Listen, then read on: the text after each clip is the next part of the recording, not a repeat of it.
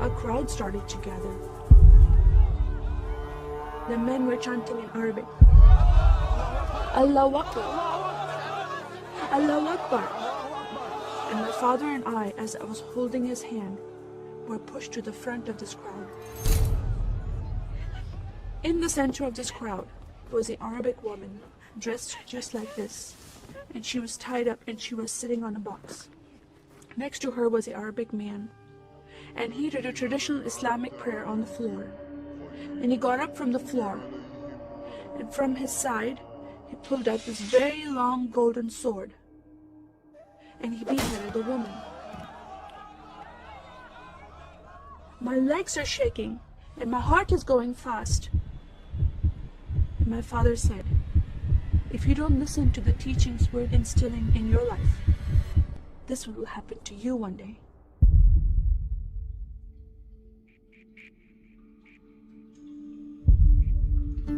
I was born and raised in a small country by the name of Kuwait, a community of 98% Muslim population. 2 of my uncles are imams, and 1 is president of a mosque, where I would hear the call to prayer 5 times a day.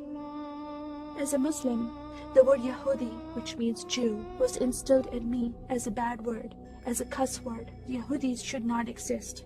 They should be killed, and I never thought to question why would I hate them. I never met Jewish people in my life. They never did anything to harm my family. I just hated them. Just the word brought hatred in my heart. It's very important to learn the Quran and the Hadith and even memorize it in Arabic.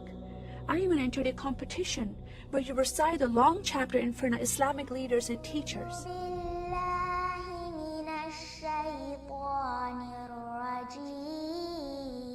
And I came 2nd place. I thought I did a good job. But my father said, no, that's not good enough.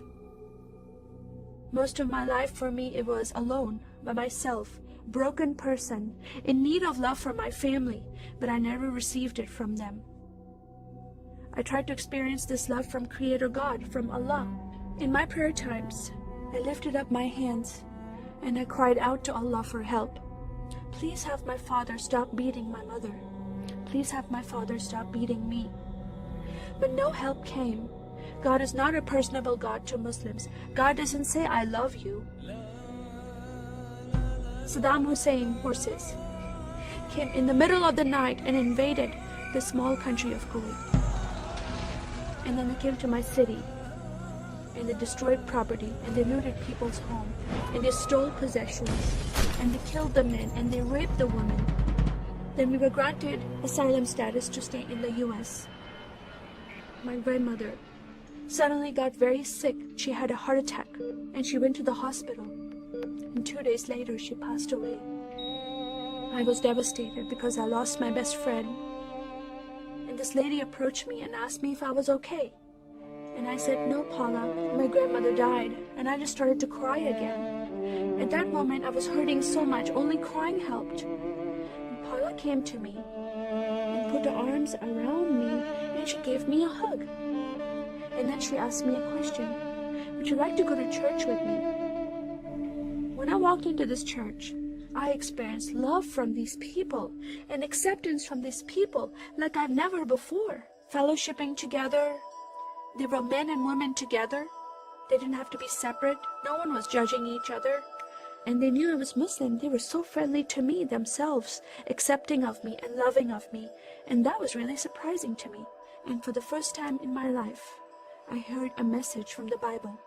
I started reading the message about Yeshua. When he walked into the synagogue, he was given a scroll from Prophet Isaiah, and he opened the scroll and he started reading that scripture.